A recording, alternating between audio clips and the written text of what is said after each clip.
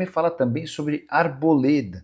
É verdade que o zagueiro equatoriano cogita deixar o São Paulo? E te conta se existe algum debate dentro do São Paulo sobre demissão de Roger Machado. Últimas de mercado, bastidores, finanças e muito mais. Fala aí pessoal, sou Jorge Nicola, bem-vindos a mais um vídeo do canal. Sempre bom ter vocês por aqui, sem perder tempo, pedir para deixar like, se inscrever no canal e ativar as notificações. Existe algum debate sobre demissão de Roger Machado no São Paulo? Se existe, ele é fora do centro de treinamento da Barra Funda. Posso assegurar que Rui Costa, o homem forte do futebol do tricolor, e Rafinha, que o auxilia nas grandes decisões, nunca nem sequer trataram sobre o tema. Até porque foi o Rui Costa quem bancou a demissão do Hernan Crespo e a contratação do treinador gaúcho.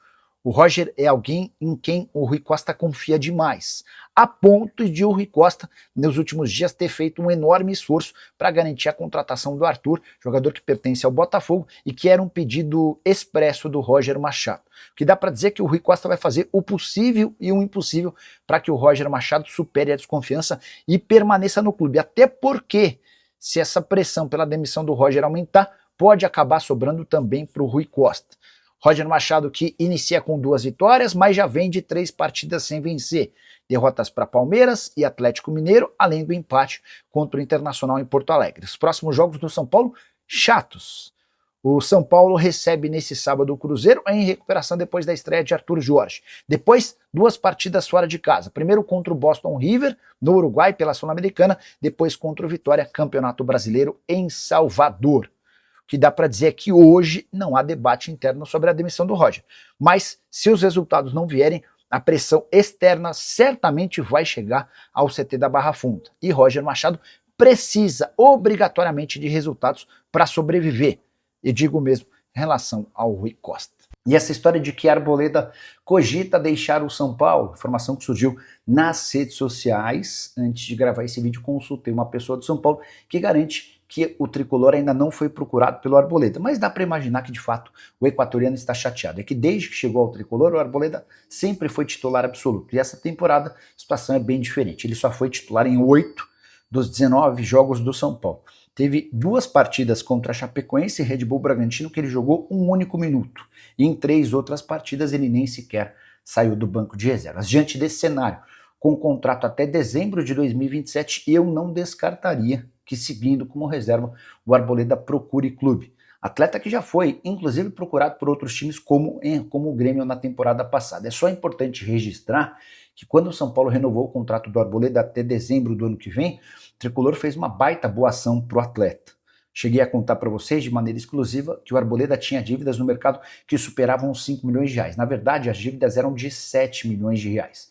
E o tricolor, além de bancar um salário de 500 mil reais, ainda prometeu dar 200 mil reais mensais para equacionar essas dívidas do Arboleda. É importante só registrar que esses 200 mil não são depositados ao Arboleda e sim para os credores, para evitar que o Arboleda receba o dinheiro e não repasse para quem deve, só aumentando suas pendências financeiras.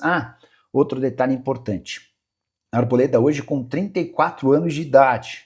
Já não é um zagueiro tão jovem e tão capaz fisicamente como em outros tempos. E essa é uma das preocupações da atual diretoria. A maioria dos zagueiros do São Paulo são mais veteranos.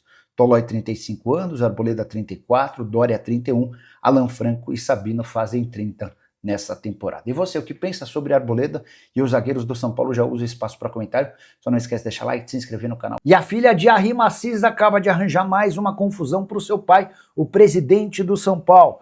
Tudo porque Cris Assis viralizou num vídeo em que ela aparece na Neoquímica Arena, estádio do Corinthians, festejando um gol do rival do São Paulo diante do Fluminense. O vídeo em questão é de uma partida entre Corinthians e Fluminense no dia 28 de abril de 2024. O Campeonato Brasileiro, o Timão vence por 3-0. No finalzinho do primeiro tempo, Wesley faz 2-0. E a Cris, ao lado de uma amiga, faz o vídeo afirmando ou festejando 2-0 e completa o vídeo dizendo: "E nós tá como, Flávia? Pega essa visão." Pois bem, o vídeo que começou a viralizar entre grupos de sócios e conselheiros repercutiu extremamente mal. Como a filha do presidente do São Paulo é corintiana, ela vai dizer que não, mas o vídeo mostra outra coisa. O problema é que essa não é a primeira polêmica que Cris Assis se envolve e complica a vida do seu pai. A primeira delas Há uma suspeita que se transformou inclusive numa investigação de que Cris Macis teria vendido algumas centenas de ingressos que estavam destinados ao camarote do seu pai enquanto vice-presidente. O Macis, inclusive, assegurou que abriria uma sindicância interna e externa para apurar os assuntos. Até agora não houve abertura de nenhuma dessas sindicâncias. Gostaria de saber de você, São Paulino, o que você pensa da filha do presidente se filmando num jogo do Corinthians e festejando a vitória do grande rival. Para completar, só contar que o São Paulo empatou com o Internacional sem jogar bem no Beira-Rio. O Inter chegou a abrir 1-0, Caleri, sempre ele, garantiu o gol do empate na reta final. Com o resultado, o São Paulo caiu para o 4º lugar no Campeonato Brasileiro, são 17 pontos, a mesma pontuação do Bahia. O Fluminense tem 19, assim como o Palmeiras, embora o Verdão ainda entre em campo nessa quinta-feira. São Paulo que pode ser ultrapassado também pelo Flamengo. Preciso te contar a história bem legal de um brasileiro que faz sucesso na 2ª divisão do futebol inglês. De acordo com a Sky Sports da Alemanha, o atacante Léo Cienza, de 27 anos de idade, interessa a times da Premier League, de La Liga, do Campeonato Italiano e também do Brasileirão. Os nomes dos clubes não foram identificados. Queria te contar um pouquinho da história e trajetória desse atleta, que surge aos 20 anos de idade, sem passar por times de base grandes do futebol brasileiro, como opção de uma equipe da 5ª divisão da Suécia. Mas seria uma experiência legal, acabou se transformando numa enorme tragédia. Por lá, ele não recebia salário e atuava quase como um escravo. Ele precisava trabalhar para ter o que comer no dia seguinte. Coisa começa a melhorar quando ele se muda para um time da 3ª divisão da Alemanha.